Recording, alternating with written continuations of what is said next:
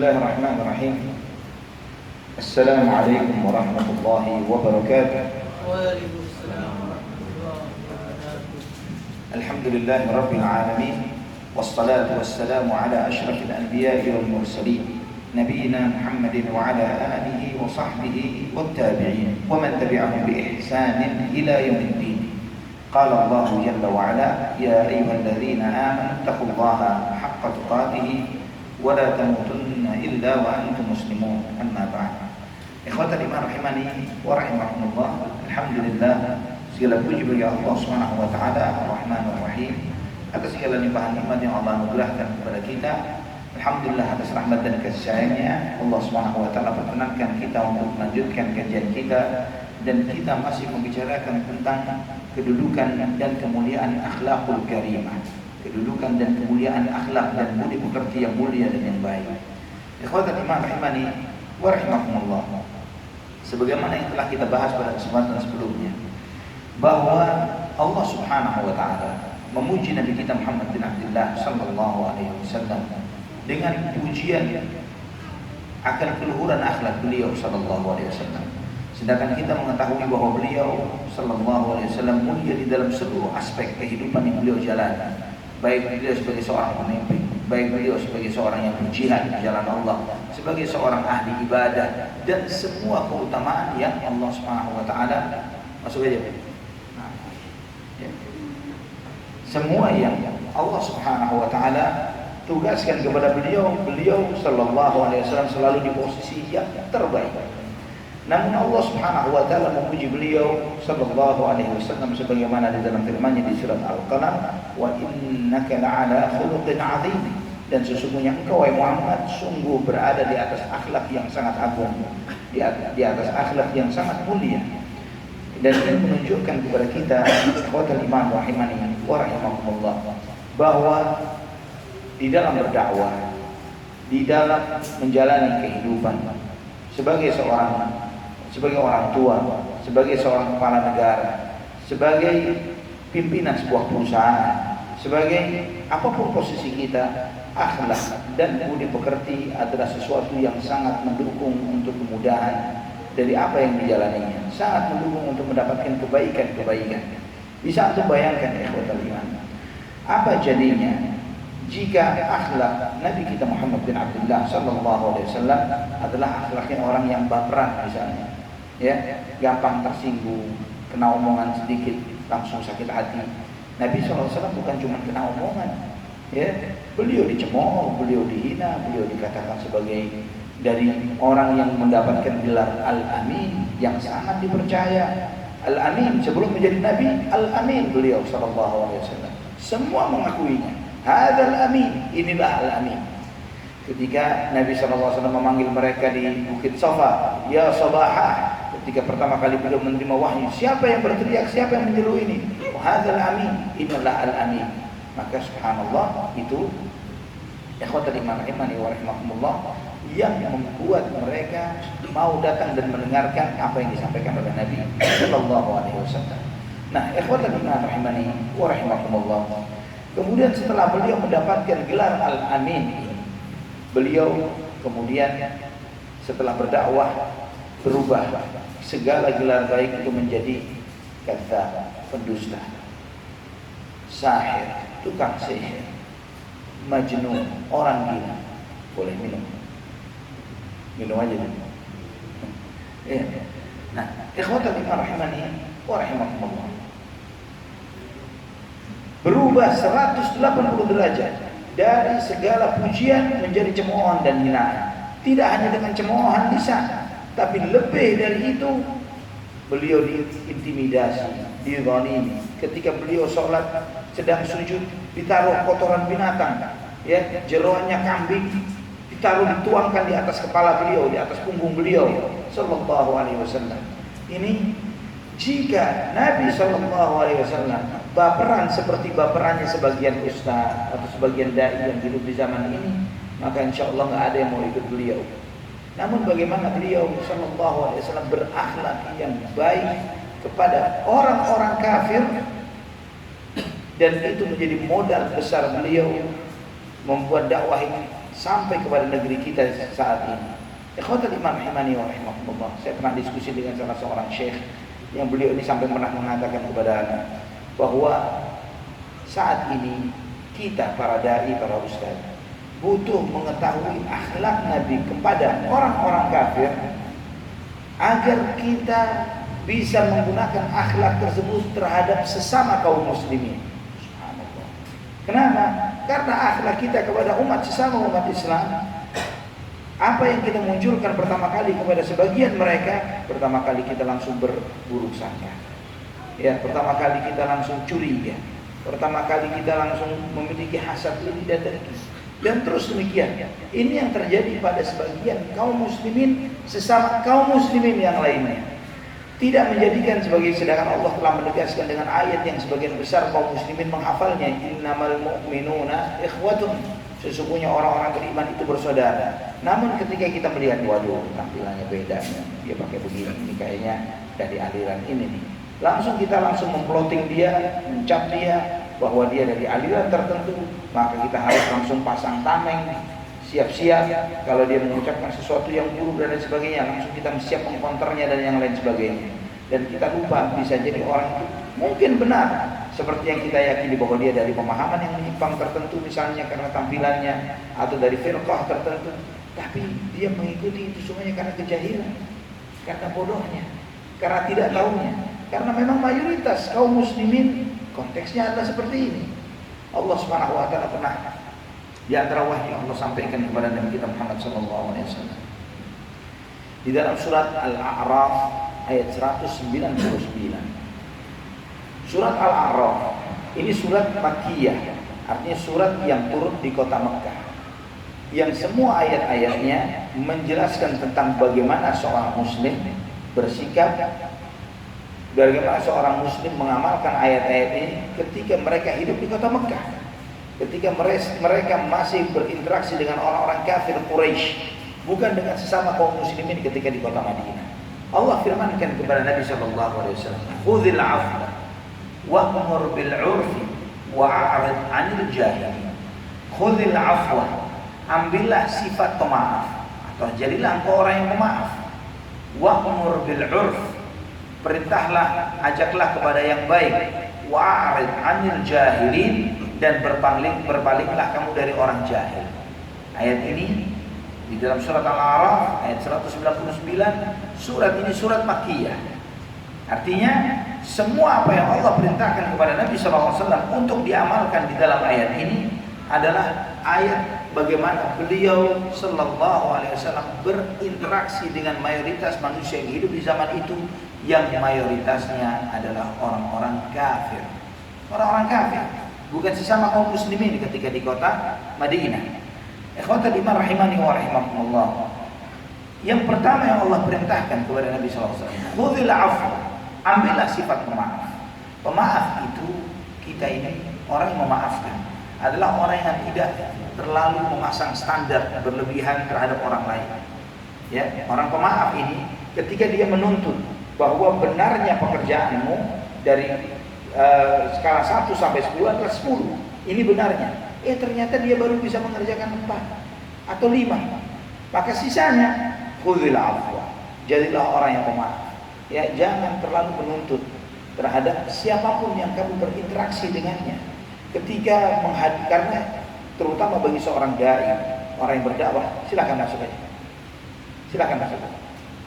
Enak, foto. Karena terutama bagi orang yang berdakwah di jalan Allah Subhanahu wa taala, kita harus menyadari bahwa objek dakwah kita atau yang kita ajak bicara ini, mereka memiliki karakter yang berbeda-beda, memiliki tingkat kecerdasan yang beragam, ya, kesiapan kedewasaan yang beragam. Dan bagaimana kita misalnya kepada anak kecil, kita menuntut agar dia bisa bersikap seperti orang dewasa, ini mustahil. Ya, bagaimana kita menyikapi orang dusun, orang-orang yang dari pedesaan, dari kampung, untuk berpikir dan bersikap seperti orang yang terbiasa hidup di perkotaan. Bagaimana kita bersikap dengan orang-orang yang tidak berpendidikan, bahkan ummi, buta huruf, seperti kita berinteraksi dengan orang-orang yang cerdas, yang berpendidikan. Yang ini semuanya disikapi dengan berbeda-beda. Bagaimana kita berinteraksi dengan wanita dengan standar yang sama dengan laki-laki. Ini tidak sama. Bagaimana kita berinteraksi dengan istri kita, dengan anak-anak kita, dengan sikap yang sama dengan kita, dengan teman, dengan bahkan lawan bisnis ya, kompetitor bisnis kita. Ini tidak sama. Allah Subhanahu wa taala menyebutkan khudhil afwa. Ambillah sifat pemaaf. Nah, sifat pemaaf ini, ikhwatal iman rahimani wa rahimakumullah, adalah modal besar. Modal besar bagi seseorang agar dia hidupnya tidak babrak. Ya, ketika kita menuntut kepada orang fakir secara berlebihan agar dia tidak bersikap karena kefakirannya tersebut, kita menuntut kepada orang lemah agar dia lebih kuat padahal dia lemah. Ketika kita menuntut kepada anak kecil agar dia bersikap lebih dewasa padahal dia kecil, maka kita tidak akan sanggup menahan diri kita sendiri. Ya, korban terbesarnya adalah kitanya sendiri yang akan stres. Kenapa dia begini? Kenapa dia begitu? Kenapa dia begini? Namun ketika seseorang memiliki sifat pemaaf, khudhil afwa, jadilah orang yang maaf, maka dia kurang lebih ya di dalam salah satu istilah dalam syariat disebut dengan akhlak taghaful. Ya, taghaful itu adalah yang memejamkan mata terhadap kekurangan-kekurangan yang ada. Ya, kalau misalnya kita minta disajikan sesuatu makanan atau minuman, kita berharap disajikan begini misalnya, ya gulanya setengah sendok teh saja, misalnya begitu. Ternyata dikasih 1 sendok, ya kurang lebih. Ya, kita nggak perlu ngamuk-ngamuk, banting meja, lempar gelas dan lain sebagainya. Ya, karena itu akan menunjukkan karakter atau akhlak yang buruk dari seseorang ketika dia mengharapkan hal yang berlebihan dari seseorang. Bagaimana jika itu seorang dai atau seorang ustaz yang dia menuntut kepada objek dakwahnya yang beragam penyimpangan yang ada, terutama di zaman ini ya ikhwatal iman. Beragam penyimpangan dan kesesatan yang ada, dan kita menghadapi beragam cobaan, ujian dari kalangan orang-orang yang menebarkan syahwat. Demikian pula dengan dai-dai yang menebarkan syubhat. Namun kemudian di samping itu ketika kita berdakwah, ada orang yang bisa menerima dari apa yang kita sampaikan cuma 10% dari 100%. Dia bisa nangkep 10%. 90%-nya dia belum bisa terima. Khudhil afwa. Ya, jadilah orang yang pemaaf. Maka dengan demikian maka kita akan enak menghadapi mereka. Alhamdulillah, dari 100% yang Anda sampaikan, dia baru menerima 10%. Yang daripada kita melihat kenapa baru cuma terima 10%, harusnya 90%. Daripada kita melihat yang seperti itu, kita bersyukur kepada Alhamdulillah, dari 90%, dari 100% yang Anda sampaikan, 10% dia terima. Walillahilhamd. Semoga dengan berjalannya waktu, dengan kajian yang terus berjalan, dengan doa yang kita panjatkan, insya Allah itu akan membuat dia akan lebih paham dengan apa yang kita sampaikan. Khudhil afwa, jadilah orang yang pemaaf. Dan ini akhlak yang dahsyat, yang luar biasa jika kita jalani dalam kehidupan kita, membuat kita menjadi orang yang di-welcome, mudah diterima dimanapun kita berada. Dan itulah diantara sifat tertinggi yang ada pada diri Nabi SAW, yang membuat beliau menerima siapapun yang datang menemui beliau. Bisa antum bayangkan majlisnya kota Makkah pada saat itu, ya majlisnya tongkrongannya Abu Jahal, Al-Walid ibn Mughirah, Abu Lahab dan yang semisalnya. Kalau Nabi SAW mudah a priori dan memberikan cap-cap nilai-nilai negatif terhadap mereka, bagaimana dakwah ini bisa tersampaikan kepada yang lainnya? Namun Nabi SAW ketika dipanggil, diajak bertemu dengan tokoh-tokoh kafir ini tadi semuanya, beliau SAW benar menemui mereka, menghadapi mereka, menyampaikan kebenaran kepada mereka. Dan tidak sedikit beliau mendapatkan cemoohan, hinaan dan cacian dari mereka. Dan nanti juga membaca di dalam sirah ikhwatul iman, ketika betul-betul beliau dimentahkan dakwah beliau oleh mereka, ditolak habis-habisan oleh orang-orang kafir Quraisy, bahkan juga oleh orang-orang kafir yang ada di Taif. Dan ketika beliau SAW pulang dari Taif, beliau SAW ditemui oleh malaikat Jibril dan malaikat penjaga gunung, yang kemudian malaikat penjaga gunung menyampaikan, "Ya Rasulullah, aku diperintahkan oleh Allah Subhanahu wa taala untuk mendengarkan semua perintahnya. Jika engkau perintahkan agar 2 kota ini saya tutup dengan gunung, saya akan tutup 2 kota ini dengan gunung." Itu Nabi SAW. Namun bagaimana optimisme beliau di dalam berdakwah? Beliau mengatakan, "Bal arju minallahi an yukhrija min aslabihim man ya'budullaha wa la yusyriku bihi syai'an. Dan bahkan aku berharap kepada Allah, semoga Allah Subhanahu wa taala memunculkan dari keturunan mereka orang-orang yang beribadah kepada Allah saja dan tidak menyekutukannya dengan sesuatu apapun. Bagaimana visi jauhnya Nabi sallallahu alaihi wasallam. Kalau abahnya enggak kepegang, anaknya saja deh. Ya, tidak pernah putus asa. Bapaknya enggak bisa dinasihatin, generasi mudanya. Semoga dengan generasi muda ini akan memperbaiki. Ini subhanallah ya ikhwatal iman. Visi yang seperti ini harus ada pada diri kita setiap muslimin. Jangan pernah putus asa. Kalau kita melihat, ya Allah Ustaz, pemerintah kita begini, masyarakat kita begini sebagainya. Tapi kita melihat dari sisi baiknya. Bagaimana dakwah itu berkembang dengan luar biasa.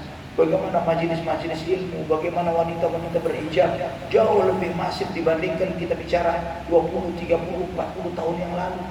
Ya, kondisi yang 180 derajat jauh lebih baik.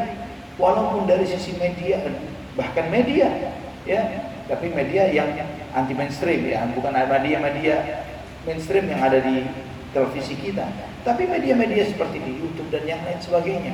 Platform yang ketika pertama kali muncul, platform ini menakutkan bagi sebagian aktivis dan aktivis dakwah. Antum nggak tahu Instagram itu isinya begini, yang dimunculkan cuma gambar, musik, nyanyian dan lain sebagainya. Ya akhi, wa yamkuruna wa yamkurullah wallahu khairul makirin. Boleh mereka membuat makar, tapi Allah akan membalas makar mereka. Dan ternyata alhamdulillah sekarang Instagram menjadi salah satu platform dakwah. YouTube menjadi bagian dari platform dakwah yang luar biasa besarnya. Bahkan TikTok, ya, orang bicara a priori dan pesimis terhadap TikTok, ini TikTok begini, TikTok begitu dan sebagainya. Sekarang berapa banyak konten-konten dakwah di TikTok. Subhanallah ikhwan. Khudil afwa wa'mur bil 'urf, dan ajaklah kepada yang baik. Ajaklah kepada kebaikan. Ini ana jelaskan lebih mendetail ikhwan iman kepada antum semuanya. Karena ayat ini ayatnya konteksnya Makkiyah, turunnya di kota Mekah. Allah Subhanahu wa taala memerintahkan Nabi SAW dengan ini menunjukkan kepada kita bahwa akhlak ini adalah akhlak yang harus ada pada diri kita walaupun kepada orang kafir. Maka bagaimana dengan sesama muslim? Kepada orang kafir pun kita harus memiliki sifat al-'afwu, memiliki sifat pemaaf, mengajak kepada kebaikan, ajaklah kepada kebaikan. Baik di dalam tutur kata, baik di dalam bersikap, baik di dalam berperilaku. Ya, tunjukkan perilaku kita adalah perilaku yang baik. Maka alhamdulillah, anak jujur ketika misalnya melihat ketika kita di anak misalnya lagi ngantri nih dok di sini dok ya, namanya kan jelas di Muslim Medika. Tapi ketika ada non Muslim yang duduk di sini, masya Allah, alhamdulillah ternyata marketingnya bukan cuma sesama Muslim ya, banyak juga pelanggan non Muslim juga dok ya. Alhamdulillah alhamdulillah. Ini adalah suatu kebaikan. Ya, adalah suatu kebaikan ketika walaupun kita membranding diri kita muslim, ternyata non-muslim tidak a priori terhadap kita. Tidak, waduh ini harus yang jenggotan doang yang datang kemari. Ya, yang celana ngatung ini. Ini direkam dong. Yang berani nyebut cerita nama. Ya, akhirnya yang anti terhadap dakwah tauhid, dakwah sunnah misalnya, a priori nggak mau kemari. Ya. Nah, ikhwatan iman rahimani wa rahimakumullah. Wa'mur bil 'urf. Selalu ajaklah kepada kebaikan, ajaklah kepada hal-hal yang baik dengan apa yang kita ucapkan, dengan sikap kita, dengan perilaku kita, dengan komitmen kita. Wa'mur bil 'urf wa'rid 'anil jahilin. Dan poin yang ketiga ini sangat penting. Berpalinglah dari orang jahil, berpalinglah dari orang bodoh. Karena jangan menghayal ketika kita sudah berakhlak dengan akhlak yang baik, tiba-tiba semua teman kita baik semua. Kita menghayalkan seperti itu.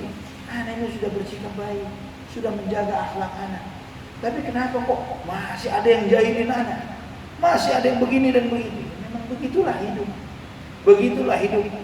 Andai kata ada seseorang karena keluhuran akhlaknya membuat dia tidak berinteraksi kecuali dengan orang-orang yang akhlaknya baik, maka orang itu pasti Nabi kita Muhammad SAW. Tapi kurang sempurna apa akhlak beliau sallallahu alaihi wasallam? Sangat sempurna akhlaknya. Namun beliau berhadapan dengan orang-orang yang sangat buruk perilakunya dan perangainya. Berhadapan dengan Abu Jahal, berhadapan dengan Abu Lahab, paman beliau sendiri, berhadapan dengan Al-Walid bin Al-Mughirah, berhadapan dengan tokoh-tokoh kufar Quraisy. yang mereka ingin mencela, mencemooh dan menghina Nabi SAW dengan beragam model dan cara. Beragam model dan cara. Sebagus apapun akhlak kita, pasti kita berhadapan dengan orang jahil. Pasti berhadapan dengan orang jahil. Pasti ada orang-orang yang sengaja menjahili kita. Nah, menyikapi orang jahil ini, wa'arid alil jahili, berpalinglah kamu dari mereka. Ya, jangan sampai masuk hati. Ya, jangan sampai apa yang mereka lakukan, jangan sampai masuk hati. Sampai disebutkan oleh Syekh Abdurrahman bin Nasir As-Sa'di rahimahullah, beliau mengatakan, amara Allah Ta'ala an yuqabil al-jahil bil-i'rab anhu. Allah memerintahkan kepada kita untuk menyikapi orang jahil dengan berpaling dari kejahilannya. Wa adam muqabalatihi bijahli, dan jangan orang jahil dijahilin juga. Sama-sama jahil. Ya, dari tadi cuma satu orang jahil, sekarang kelihatan dua jahil. Ketika kita dijahili, jangan melawan kejahilannya.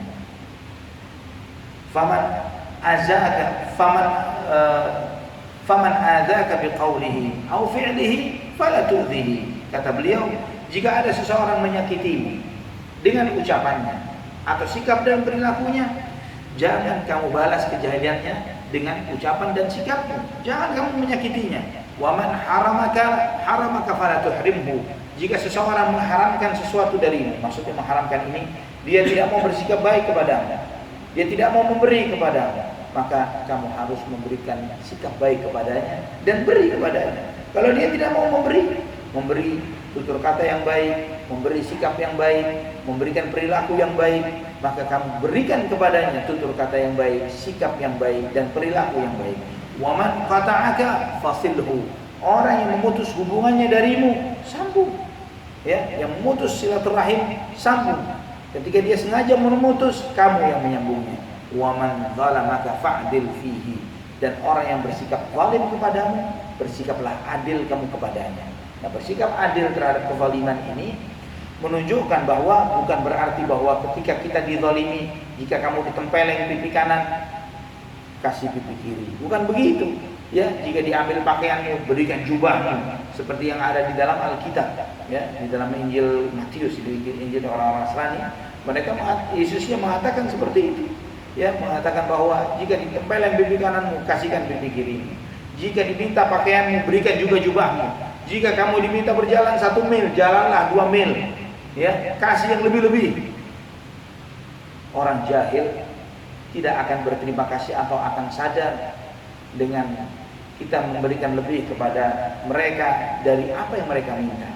Ketika kita sudah memberikan hati, kita beri kepala, kita beri tangan dan kaki, mereka akan minta nyawa kita semuanya. Kita akan minta jiwa dan raga kita akan dimakan semuanya oleh mereka. Maka jika orang berbuat zalim kepada Anda, bersikaplah adil kepada mereka. Ya, jangan pernah mau dizalimi. Ya, bersikap adil.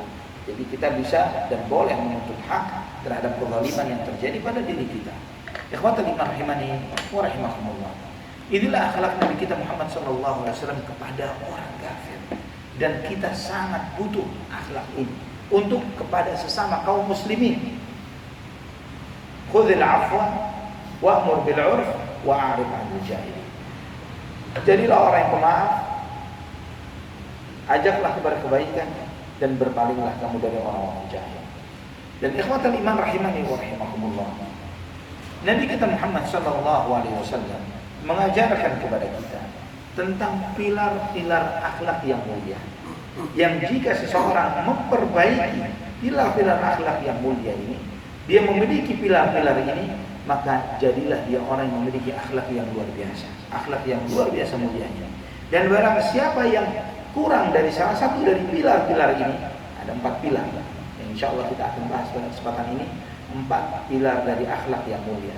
Yang ketika seseorang memenuhi 4 hal ini, maka dia memiliki akhlak yang mulia, maka dia menjadi orang yang sangat baik, yang luar biasa.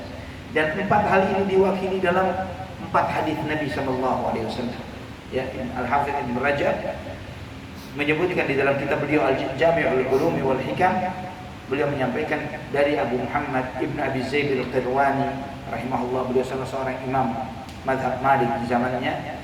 Beliau mengatakan, jima'u adabil khairi wa azmatihi tatafarra'u min 4 ahadith inti dari akhlak-akhlak yang baik, poin dan kendali dari akhlak-akhlak yang mulia, itu semuanya bercabang dari 4 hadis. Bercabang dari 4 hadis. Yang pertama kata beliau, sabda Nabi sallallahu alaihi wasallam, "Man kana yu'minu billahi wal yawmil akhir falyaqul khairan aw liyasmut." Barang siapa yang beriman kepada Allah dan hari akhir, maka hendaklah dia berkata yang baik atau diam. Ini hadis yang pertama. Barang siapa yang beriman kepada Allah dan hari akhir, maka hendaklah dia berkata yang baik atau diam. Dan kemudian yang kedua, pilar yang kedua dari akhlak yang mulia, yaitu sabda Nabi sallallahu alaihi wasallam, "Min husni islamil mar'i tarkuhu ma la ya'nihi." Di antara bagusnya Islam seseorang adalah dia meninggalkan apa yang tidak penting untuk dirinya. Di antara bentuk bagusnya Islam seseorang adalah dia meninggalkan apa yang tidak penting untuk dirinya. Ini yang kedua, pilar yang kedua dari kesempurnaan akhlak. Nanti insya Allah kita akan bahas satu demi satu. Kemudian yang ketiga, Nabi SAW bersabda, "La taghdab." Itu saja. La taghdab. Dalam riwayat yang lain ada tambahan, "walakal jannah." Jangan marah, bagimu surga. Ya. Biasanya kita hafal hadis ini dari anak kita biasanya. Ya. Dari anak kita yang sekolah di TK, "La taghdab, walakal jannah." Kemudian yang keempat, "La yu'minu ahadukum hatta yuhibba li akhihi ma yuhibbu li nafsihi." Tidak akan sempurna iman salah seorang di antara kalian sampai dia mencintai kebaikan untuk saudaranya sebagaimana dia mencintai kebaikan untuk dirinya. Ini pilar yang keempat. 4 hadis ini semuanya ada di dalam kitab Arba'in Nawawi. Ada dalam kitab hadis Arba'in An-Nawawi rahimahullah. Dan 4 hadis ini mewakili masing-masingnya pilar-pilar dari akhlak yang mulia. Jika kita tegakkan 4-4-nya, maka sempurnalah akhlak seseorang dalam terhadap orang lain dan juga terhadap dirinya sendiri. Maka jika antum ikhwatal iman rahimani wa rahimakumullah fokus tiap harinya berupaya untuk menerapkan 4 hadis ini di dalam kehidupan kita, insya Allah cukup untuk mengcover, membuat kita memiliki akhlak yang baik dan mulia. Ikhwatal iman rahimani wa rahimakumullah. Yang pertama, pilar yang pertama, sabda Nabi sallallahu alaihi wasallam, "Man kana yu'minu billahi wal yawmil akhir falyaqul khairan aw liyasmut." Barang siapa yang beriman kepada Allah dan hari akhir, maka hendaklah dia berkata yang baik atau diam. Poin dari hadis ini adalah menjaga lisan. Poin hadis ini menjaga lisan. Nabi sallallahu alaihi wasallam menyampaikan di dalam hadis ini bahwa kualitas lisan seseorang mencerminkan kualitas imannya. Kualitas lisan mencerminkan kualitas iman. Maka Nabi SAW menyampaikan, barang siapa yang beriman kepada Allah dan hari akhir, maka hendaklah dia berkata yang baik atau diam. Ini hadis di antara hadis yang gampang dihafal dan diingat, tapi berat untuk diamalkan. Coba kita praktekkan dari tadi bangun tidur sampai nanti zuhur. Berkomitmen kepada hati kita, kepada diri kita. Kalau tidak baik, anak nggak ngomong.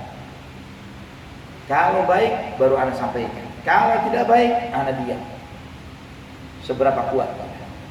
Ya, pakai gelang karet. Setiap ngomong yang nggak penting, tes. Gitu ya, pakai gelang karet itu, ini nggak benar, tes, begini sekali. Seberapa sakit diri kita ketika berbicara yang tidak penting. Dan ucapan ini, Nabi SAW hanya memberikan pilihan, berkata yang baik atau diam. Dan ucapan ada yang murni baik, misalnya menasehati, mengajak kepada kebaikan, mendamaikan orang yang sedang berselisih. Ya, ini hal-hal baik, mengandung hal-hal kebaikan. Maka hal yang seperti ini, ucapan yang seperti ini, ucapkan, jangan direm. Ya, mengingatkan orang, ayo sholat. Ya, mengingatkan orang untuk jangan kamu lakukan itu, hal-hal yang munkar. yang mengacu kebaikan atau mencegah dari kemungkaran, ini adalah sesuatu yang 100% positif, maka ucapkan dan jangan diam. Jenis kalimat yang kedua, ucapan yang kedua adalah ucapan yang murni buruk, ya, memfitnah, mengadu domba, berbohong, ya, banyak yang murni isinya keburukan, maka harus ditinggalkan 100%.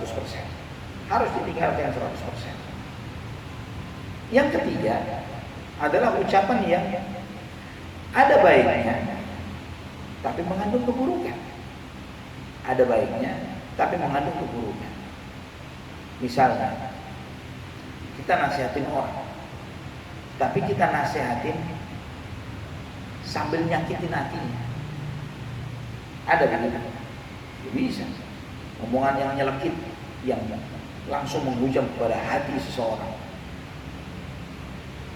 Nasihat ingin meluruskan seseorang, tapi sambil mencemooh, sambil menghina. Itu sudah begini, kenapa begitu? Misalnya hal-hal yang memang sengaja untuk merendahkan, untuk menghinakan. Tapi di situ ada muatan nasihat. Maksud saya benar nih. Memang kenyataannya dia begitu. Saya ingin mengingatkan dia supaya dia menjadi lebih baik. Nah, untuk jenis yang ketiga, ucapan yang di situ ada baik dan ada buruknya, sebaiknya diucapkan atau tidak? Diucapkan atau tidak? Tidak. Tidak. Karena pilihan Nabi SAW, man kana yu'minu billahi wal yawmil akhir falyaqul khairan aw liyasmut. Barang siapa yang beriman kepada Allah dan hari akhir, berkatalah yang baik atau diam. Pilihannya itu saja. Kalau tidak murni baik, diam. Kalau kita merasa bahwa nasihat atau komentar yang ingin kita sampaikan ternyata akan menyakiti hati seseorang, diam saja. Ya. Kalau kita sudah terlanjur ngetik nih di satu grup WhatsApp kata yang sangat menyinggung dan menghujam kepada seseorang, hapus. Ya, sampaikan nasihat, sesuatu yang netral, sesuatu yang bersifat umum, tidak menghujam kepada seseorang. Yang dengan demikian terkadang memang ikhwatal iman rahimani wa rahimakumullah, terutama bagi para dai, anak pribadi juga termasuk ketika berdakwah. Terkadang kita menghadapi momen-momen atau waktu-waktu tertentu, entah itu ketika di dalam kajian atau dalam diskusi atau di grup-grup WhatsApp, ya orang-orang yang super duper ngeyel, alhamdulillah, yang kudu kita harus, ya Allah, ini kalau nggak dikeluarkan dari grup atau kita hajar habis barang-barang, misalnya begitu. Ya terkadang kita memikirkan yang seperti ini. Ternyata ketika kita ke bawah, ya baper nih dengan orang tersebut, ternyata bukan membuat orang itu semakin membuka sampaikan. Malah bisa jadi kitanya lagi serius berupaya untuk memahamkan dia sambil ketawa-ketawa ini, sambil mainin kita. Ya, dengan iseng, dengan kejahilannya dia munculin syubhat untuk ngetes seberapa bapernya kita, seberapa kita ke bawah emosi kita dengan style dan gayanya dia yang jahil ini tadi. Ya, ikhwatan iman rahimani wa rahimakumullah, itulah maka pilar yang pertama, berkata yang baik atau diam. Ini mudah atau susah? Ya, ini aja dulu repotnya, naudzubillah. Tapi butuh pelatihan. Ya, butuh melatih. Dan menariknya belajar akhlak adalah apa yang kita pelajari sekarang bisa kita praktekin. Ya, sekarang pun kita bisa praktekin. Kadang misalnya kita bersenda gurau, terkadang kan tanpa kita sadari kita bersenda gurau untuk bercanda dengan seseorang. Namun candaan kita ternyata menyakitin hati seseorang. Ya, menyakiti hati seseorang tanpa kita sadari. Maunya cuma bercanda, tapi ternyata apa yang kita omongkan, yang kita ucapkan menyakiti hati seseorang. Nah, itu menjadi pembelajaran bagi kita semuanya, bahwa seorang mukmin jika dia ingin akhlaknya yang baik, maka hendaklah dia berkata yang baik atau diam. Ikhwatul iman rahimani wa rahimakumullah. Berapa banyak ayat-ayat Al-Quran yang memerintahkan kepada kita. Misalnya dalam surat Al-Baqarah Allah memerintahkan wa qulu lin-nasi husna, dan berkatalah yang baik kepada sesama manusia, kepada manusia. Maka para ulama sampai mengatakan jika Allah memerintahkan berkata yang baik kepada manusia, ini tidak menafikan latar belakang orang tersebut. Mau kita bicara dengan orang kafir, mau kita bicara dengan sesama muslim, harus berkata yang baik kepada manusia. Ya, jika kita diperintahkan untuk berkata yang baik kepada semua umat manusia, kepada orang kafir pun, maka bagaimana dengan orang-orang yang terdekat dengan kita, orang tua misalnya, ya, pasangan misalnya, anak misalnya. Ini adalah menuntut kita untuk berkata yang lebih baik kepada mereka. Karena ini tuntutan. Allah perintahkan kepada kita untuk berkata yang baik kepada sesama manusia, walaupun kafir sekalipun. Bagaimana dengan orang-orang yang dekat dengan kita? Bagaimana orang-orang yang memiliki jasa besar terhadap kehidupan kita, terutama orang tua, terutama pasangan kita, istri atau suami, terutama juga anak-anak kita misalnya, saudara kandung kita. Hal-hal itu menuntut kita untuk berkata yang baik atau diam. Nah, ikhwatan iman rahimani wa rahimakumullah. Maka Nabi SAW pernah mengingatkan kepada Mu'adz bin Jabal radhiyallahu anhu. Ketika Mu'adz bertanya kepada Nabi, "Dullani ala amalin yudkhiluni jannah wa yubaiduni 'anil nar." Ya Rasulullah, tunjukkan kepadaku suatu amalan yang akan memasukkanku atau mudah memasukkanku ke dalam surga dan menjauhkanku dari api neraka. Kemudian Nabi SAW mengatakan bahwa engkau telah bertanya kepadaku tentang sesuatu yang sangat besar, dan itu adalah sesuatu yang mudah bagi mereka yang dimudahkan oleh Allah. Kemudian Nabi SAW menjelaskan tentang keutamaan rukun Islam, tentang tegakkan tauhid, jauhi kesyirikan, tegakkan sholat, puasa dan zakat dan seterusnya.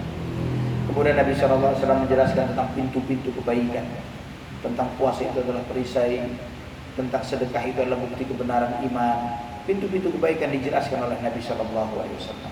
Setelah kemudian Nabi menjelaskan inti dari segala urusan adalah Islam, puncaknya Islam adalah jihad fisabilillah. Beliau menjelaskan cukup detail. Setelah itu Nabi SAW menyampaikan kepada Mu'adz, "Wahai Mu'adz, maukah kamu saya sampaikan kepadamu inti dari semua yang aku uraikan kepadamu? Poinnya di mana?" "Mau ya Rasulullah." Kemudian Nabi SAW menyampaikan, "Kuffa alaika hada." Jaga lisanmu. Jaga lisanmu. Mu'adz heran.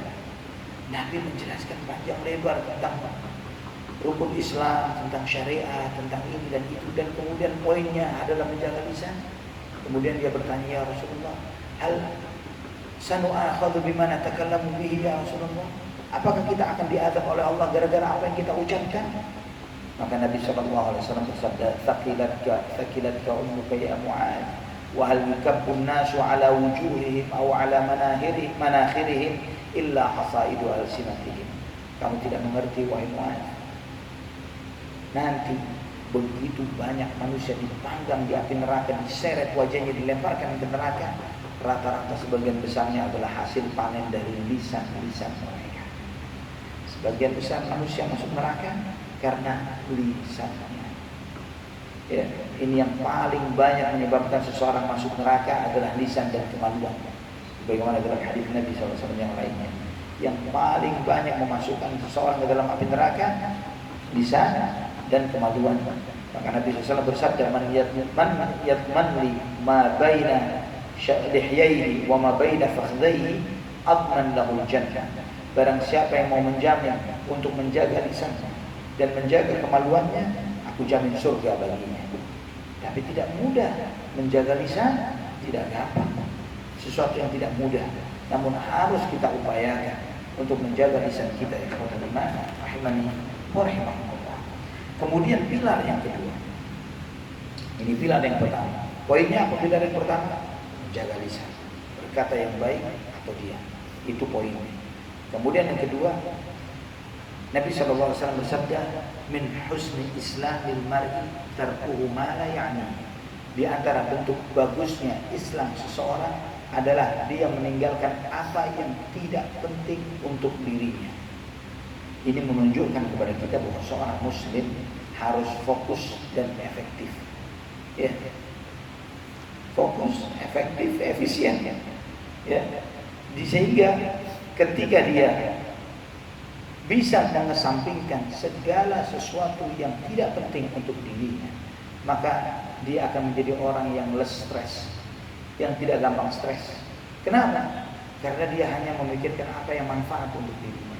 Berapa banyak informasi yang kita cari tahu dan kita baca dan kita ingin tahu, sebagian besarnya adalah informasi yang sama sekali gak penting untuk diri kita. Ya, anak ini terheran-heran dengan, terutama ketika informasi sudah nggak mungkin disaring seperti zaman ini. Ya, anak jarang bikin story, ya, baik di status WhatsApp ataupun story di Instagram. Cuman sebagian teman, Ustaz, ini munculkan di story antum, ini munculkan di status antum. Apa pentingnya? Anda bilang, apa pentingnya? Emang ada orang baca status? Ngapain, apa pentingnya baca status orang?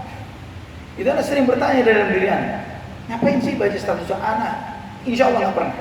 Kalau sampai antum mengetahui Anda buka di status antum dibaca oleh anak misalnya, ini hakul yakin bukan anak. Hakul yakin bukan anak, tidak pernah baca status yang orang, tidak pernah baca story yang orang. Sama sekali. Karena anak tidak menyangka ada orang yang mau melihat statusnya orang lain. Apa pentingnya? Untuk dirinya apa maslahatnya? Apalagi mengikuti berita-berita yang tidak memberikan maslahat sedikit pun untuk dunia ataupun akhiratnya. Nabi SAW menyampaikan di dalam hadis yang lain yang sahih dalam Sahih Bukhari. Beliau SAW bersabda, "Al-mu'minul qawiyyu khairun wa ahabbu ila Allah Ta'ala minal mu'minid dha'if." Wa fi kulli khair. Silakan masuk aja, Mbak. Masuk sini. Mukmin yang kuat lebih baik, ya, dan lebih dicintai oleh Allah Subhanahu wa taala ketimbang mukmin yang lemah. Wa fi kulli khair, dan dua-duanya adalah baik. Mau mukmin yang kuat maupun mukmin yang lemah, dua-duanya adalah baik selama dia mukmin, selama dia beriman. Ini menunjukkan kepada kita jangan underestimate mukmin yang lemah. Ya, mukmin yang lemah itu siapa? Mukmin seorang muslim yang sering terpuruk di dalam maksiat dan dosa. Jangan underestimate mereka. Bahwa selama mereka adalah mukmin, mereka adalah baik. Wa fi kullin khair. Beda dengan orang kafir. Orang kafir dengan segala kekayaannya, segala kerapian dan kegantengan atau kecantikannya, dengan segala semua harta atau jabatan atau posisi apapun yang mereka miliki, tidak ada nilainya dengan seorang muslim yang bergelimang dengan maksiat dan dosa selama dia adalah seorang muslim. Wa fi kullin khair.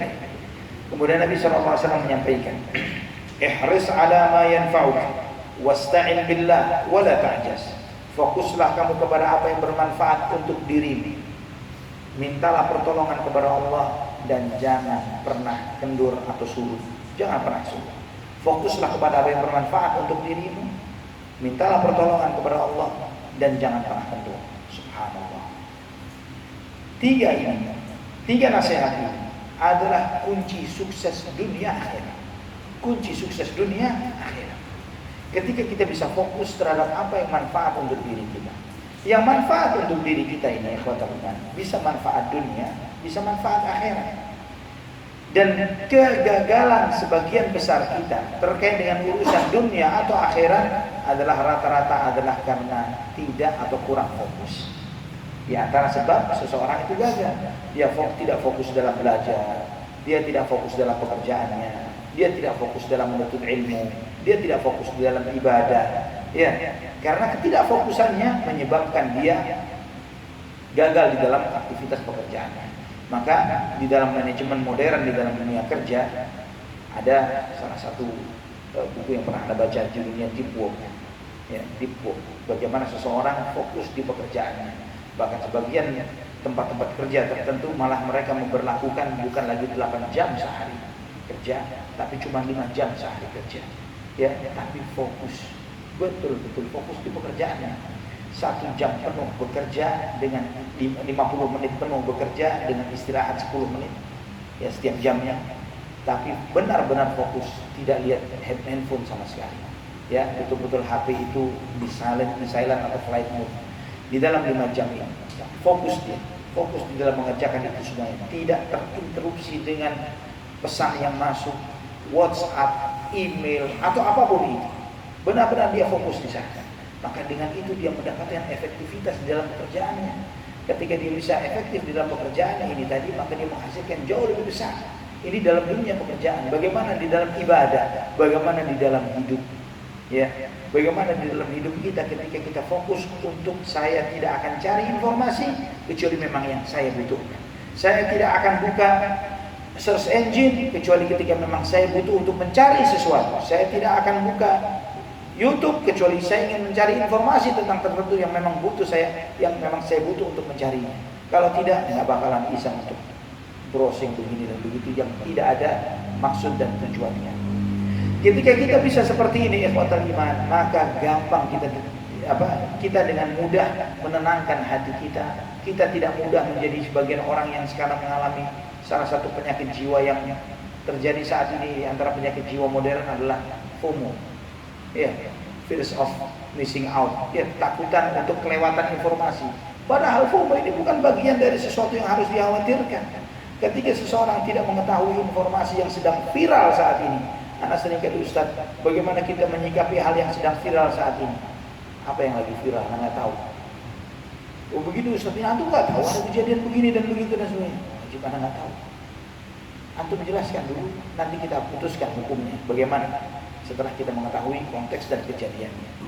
Karena ikhwatal iman, di dalam Al-Quran Allah Subhanahu wa Ta'ala menceritakan banyak kasus yang orang-orang hebat dan mulia mereka mengalami FOMO, bahkan bukan cuma satu momen, dua momen, bahkan mereka mengalami kelewatan informasi sampai berabad-abad sekalipun, tapi membuat mereka menjadi orang-orang yang mulia dan dimuliakan oleh Allah Subhanahu wa Ta'ala.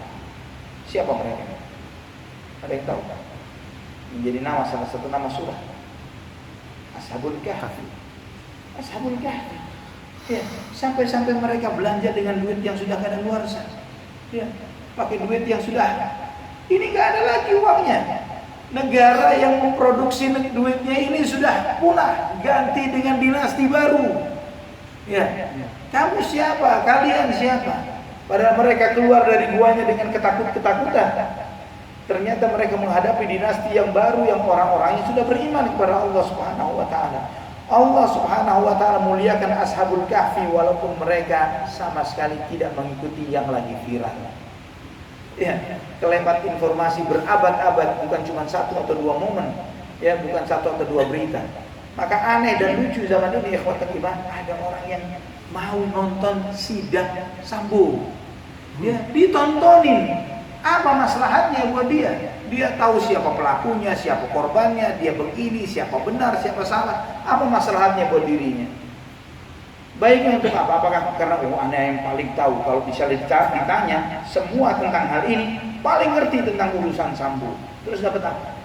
Rezekinya nambah, gaji naik, ya, urusan dunia nggak nambah, akhirat pun juga kan. Berapa banyak informasi yang kita alami, yang dijalani oleh kita saat ini, membuat hal iseng dalam urusan-urusan seperti ini. Dan subhanallah jahatnya media kita ini terkadang memunculkan judul-judul berita yang membuat orang penasaran. Ini kenapa jadi begini? Apa penyebabnya? Misalnya memunculkan seperti itu, memunculkan pertanyaan-pertanyaan membuat kita diiseng untuk ingin membuka dan membaca berita. Ya, dan itu pandai-pandainya kita.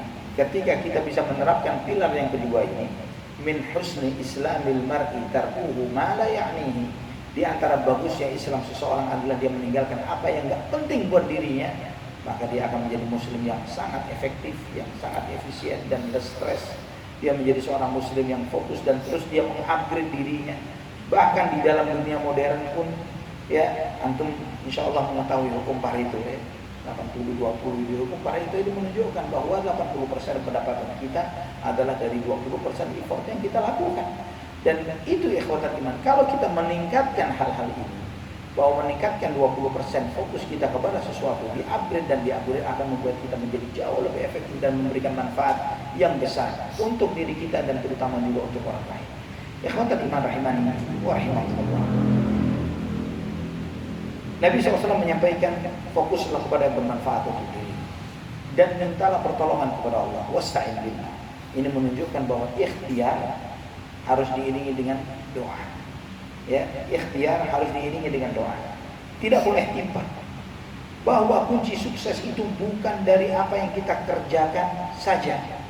Bahkan keberhasilan terbesar kita di tangan Allah Subhanahu wa taala, bukan di atas planning kita. Bukan tergantung pada planning atau perencanaan yang telah kita buat, tapi lebih besar dari itu semuanya adalah apa yang Allah Subhanahu wa taala takdirkan untuk kita.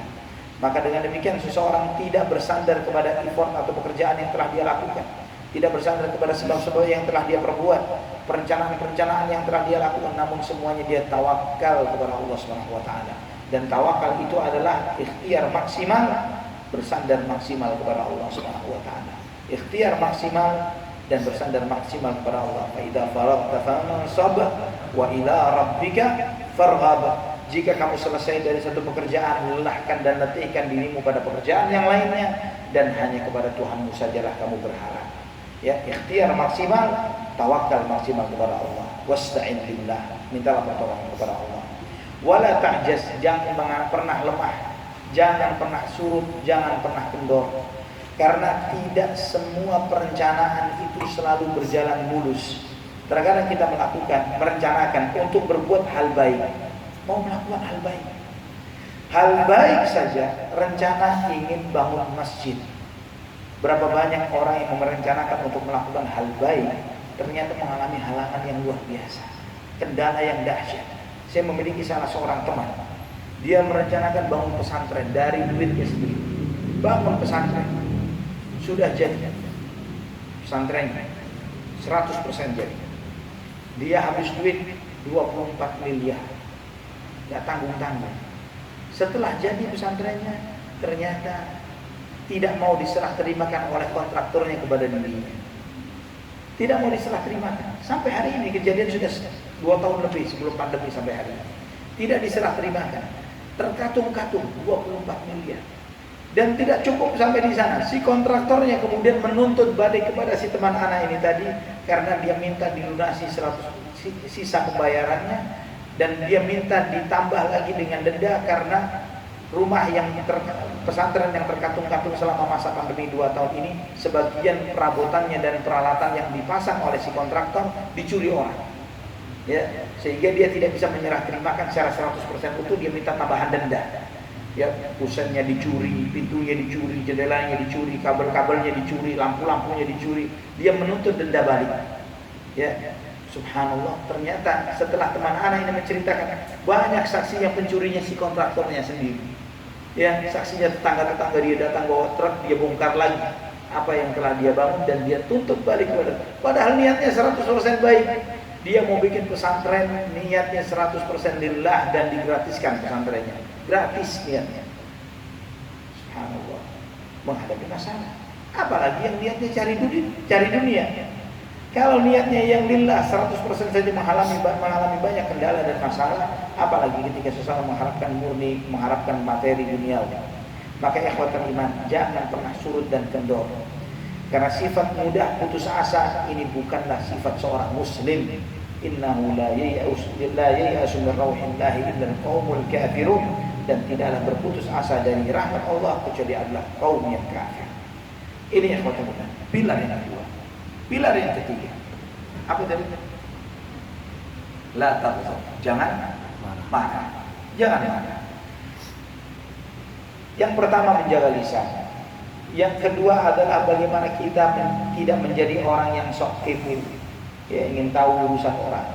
Yang ketiga adalah mengajarkan kepada kita bagaimana kita memanage emosi kita.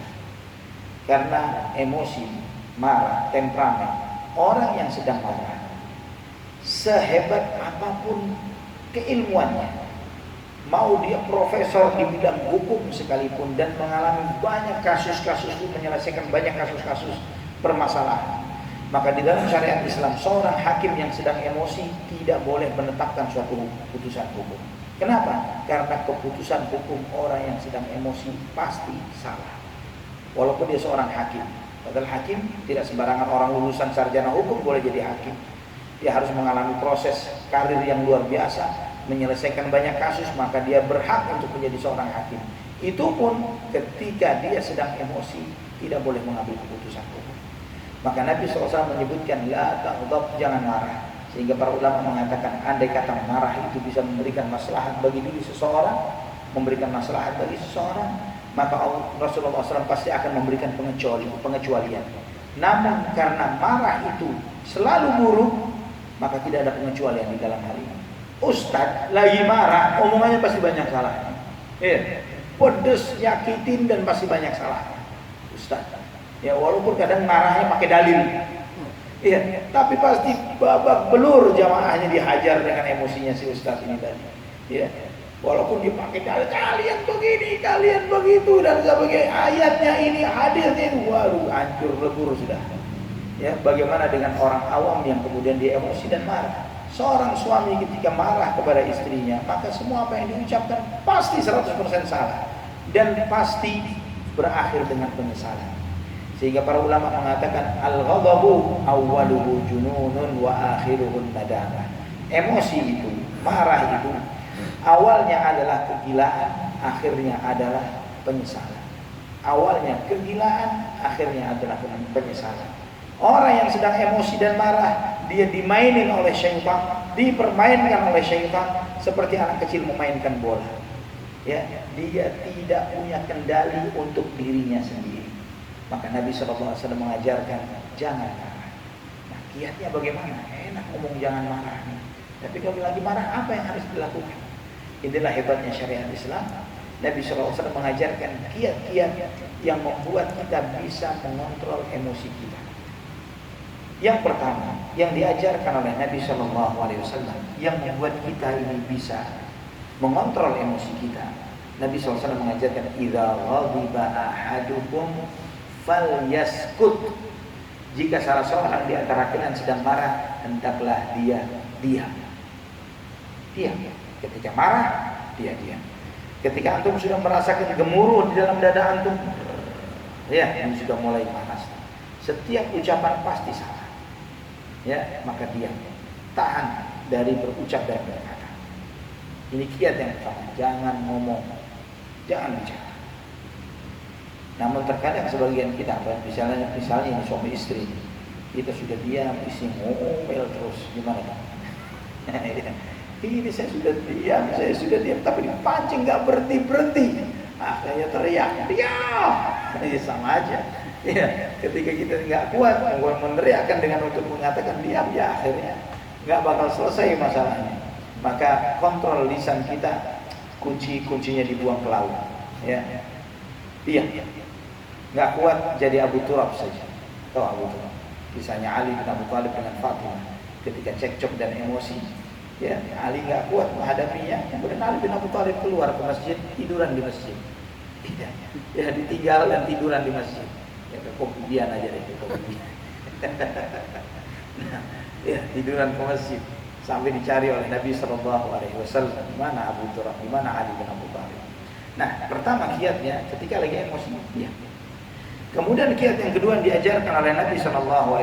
Idza ghadiba ahadukum wa huwa qa'imun falyajlis wa fa in dhahaba anhu al-ghadab wa illa falyattaji'. Jika salah seorang di antara kalian sedang emosi, ketika dia sedang berdiri dia emosi, duduk. Insyaallah akan hilang emosinya. Namun kalau duduk belum hilang, baring. Diperintahkan baring oleh Nabi SAW. Jadi yang pertama mengajarkan kepada kita jangan ngomong apapun, nutok, jangan bicara apapun. Yang kedua, dunafik, jangan berbuat apapun. Karena setiap sikapnya orang yang marah dan emosi pasti salah.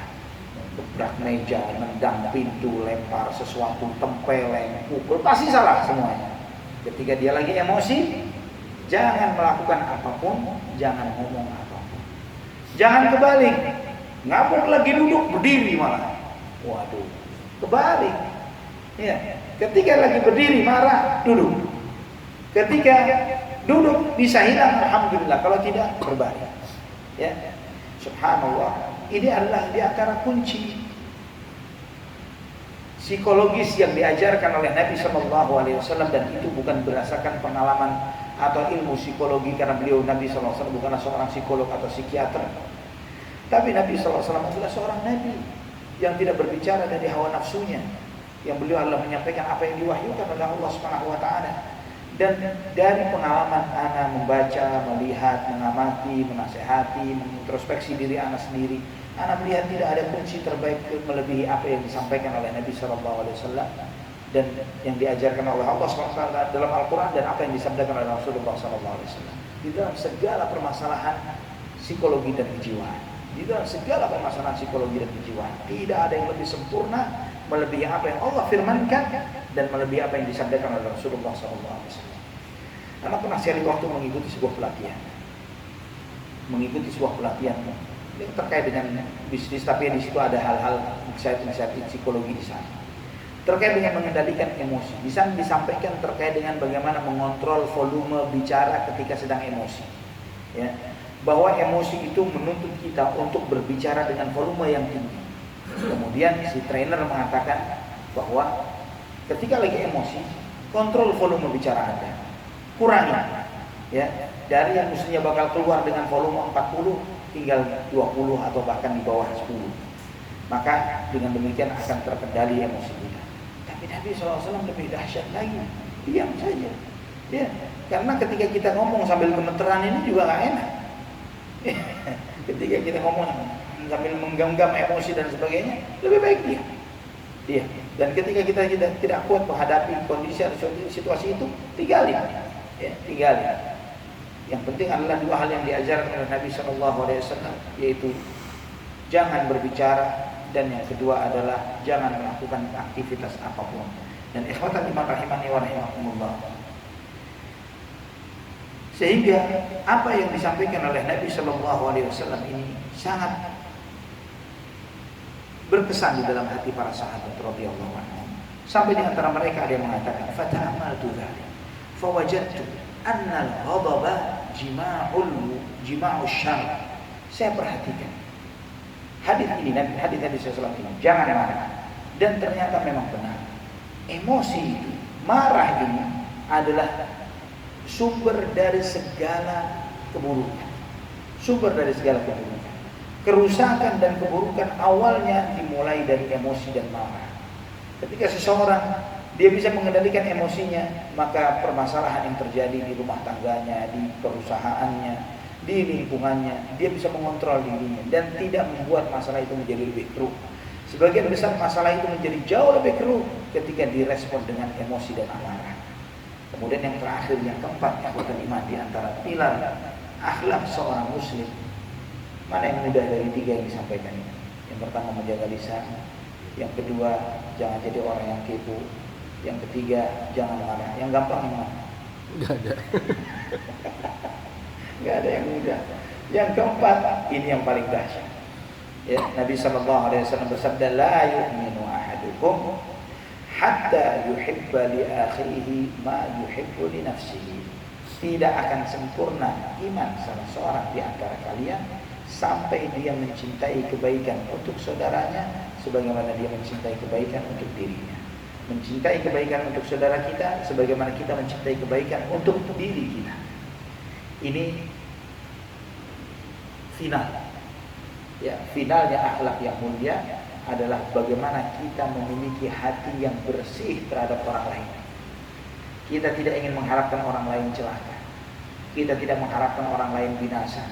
Kita tidak mengharapkan orang lain sial. Kita tidak mengharapkan orang lain merugi. Sebagaimana kita mengharapkan keberuntungan untuk diri kita, sebagaimana kita mengharapkan hidayah untuk diri kita, sebagaimana kita berharap supaya Allah Subhanahu wa taala memberikan kepada kita ilmu yang bermanfaat dan amal yang saleh, maka itu pun yang kita harapkan untuk seluruh saudara kita sesama muslimin yang ada di muka bumi. Itu di antara puncaknya akhlak yang mulia adalah bersihnya hati dari segala niat-niat dan keinginan-keinginan buruk untuk orang lain. Maka di sini kita melihat tuduhan dari sebagian orang terhadap dakwah sunnah dan dakwah salaf ini, yang mengatakan bahwa dakwah salaf ini selalu menyalah-nyalahkan orang, mengatakan ini di neraka, itu di neraka, seakan-akan surga milik mereka sendiri. Ini adalah klaim yang batil dan salah. Ketika kita menyampaikan hal itu semuanya bukan untuk memvonis, tapi untuk memberikan nasihat supaya yang lain selamat. Tujuannya begitu, bukan untuk mengkafling-kafling surga, bukan. Tujuannya adalah ya akhi, Nabi SAW menyampaikan bahwa barang siapa yang berbuat ini, dia di neraka. Jangan berbuat ini, bukan untuk menuduh-nuduh. Maka sebagian orang ada yang mengatakan dirinya, misalnya mantan Ustaz Salafi, mengatakan bahwa Salafi meyakini bahwa ini di neraka, itu di neraka, ini di neraka, yang di surga cuma dia saja. Ini walladzi fataras sama billahil azim, demi Allah dia tidak pernah mempresentasikan mewakili dakwah sunnah sama sekali. Karena di dalam dakwah sunnah semua para ulama sunnah, sebagai bahkan Ibnu Taimiyah rahimahullah berulang-ulang beliau menyampaikan, dan itu pun dalam konteks dia mendakwahi tokoh-tokoh bid'ah dan sesat yang beliau dakwahi dan beliau nasihati. Beliau mengatakan kepada murid-muridnya, kepada dirinya sendiri, kepada kita semuanya, ahlul haqqi a'lamuhum bil haqqi wa arhamuhum bil khalq, bahwa orang-orang yang di atas kebenaran adalah orang-orang yang paling tahu akan kebenaran dan paling sayang kepada sesama makhluk. Paling tahu akan kebenaran dan paling sayang terhadap sesama makhluk. Dia tidak mengharapkan makhluk ini celaka.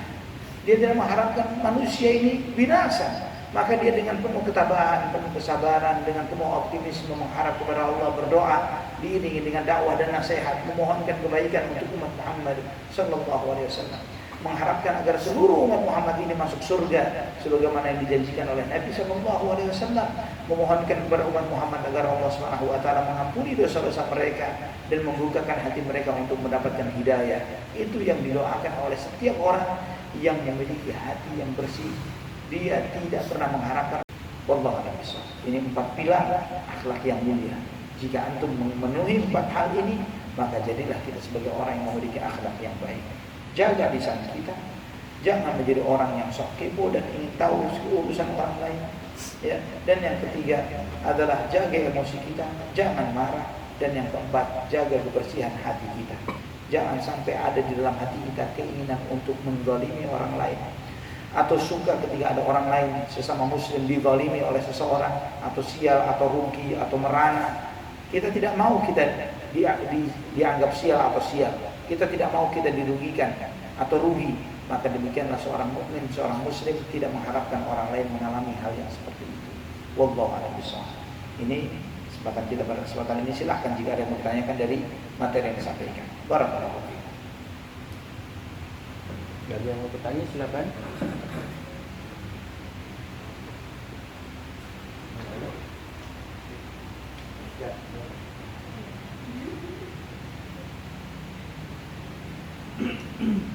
Ada yang bertanya? Boleh?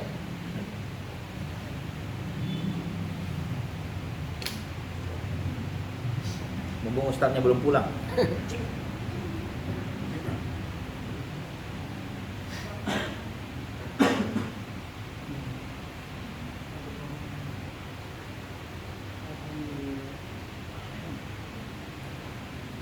Baik, alhamdulillah. Semoga jelas. Karena pilihannya kalau nggak ada yang nanya ini bisa jadi jelas sekali Ustaz atau belas. Saya nggak tahu yang mana. Semoga yang pertama jelas. Nah, semoga yang pertama rahimani wa rahimakumullah, apa yang kita pelajari. Ya, kalau kita bisa menerapkan 4-4-nya sekaligus ini dahsyat dan luar biasa. Dan itu butuh proses. Terkadang kita ini ya menghadiri kajian ilmu terutama akhlak ya, ketika kita ingin memperbaiki sikap dan perilaku, jangan berharap alhamdulillah anak sudah ngaji akhlak dan anak tiba-tiba saja keluar dari majelis ilmu akhlak anak jadi akhlak yang baik. Nah, ada ceritanya seperti itu. Semua pasti mengalami proses ya, perjalanan proses untuk memperbaiki akhlak dan perilaku, dan itu butuh konsistensi, butuh keistiqomahan, butuh terus untuk mengingatkan diri sendiri.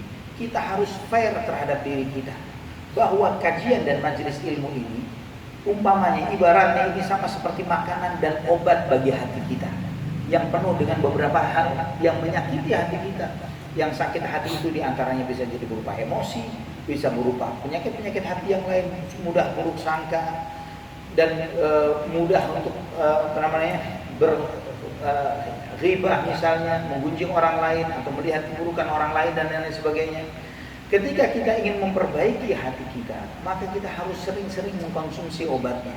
Ya, sebagaimana antum sebagai sebagian dokter, antum selain antum ada lagi nggak dokter? Banyak dokter juga. Ada dokter. Nah, ketika seseorang ya itu memberikan resep obat antibiotik misalnya, antibiotik ini nggak bisa tanpa konsistensi. Iya kan? Harus konsisten sehari 3 kali, diminum 3 hari, 5 hari, nggak boleh kurang, nggak boleh lebih. Ya, demikian pula ketika ingin mengobati permasalahan hati, kita harus fair terhadap diri kita. Ketika kita ingin imun terhadap akhlak yang buruk, perangai-perangai yang buruk, maka kita harus lebih konsisten memberikan kepada diri kita, kepada hati kita obatnya, antibiotiknya. Dengan apa? Dengan terus mengingat pelajaran-pelajaran ini, memurajaahnya. Ya, kalau perlu hadis-hadis ini dibuat quote, dimunculkan, ya, di tembok, di mana, ya, jangan marah, gitu ya. Jadi membuat kita ingat terus ya Allah. Misalnya, ya. Kemudian membuat kita ini min husni islamil mar'i tarkuhu ma la ya'ni. Bagusnya Islam seseorang dia meninggalkan hal yang enggak penting buat hidupnya. Nah, itu perlu dia terus mereview, mengingat-ingat akan hal ini. Dengan demikian akan membuat dia terus mengkonsumsi hal-hal baik ini untuk dirinya. Ana pribadi, ikhwatal iman rahimani wa rahimakumullah, mengajarkan hal yang seperti ini tujuannya juga untuk menanamkan kepada diri Anda.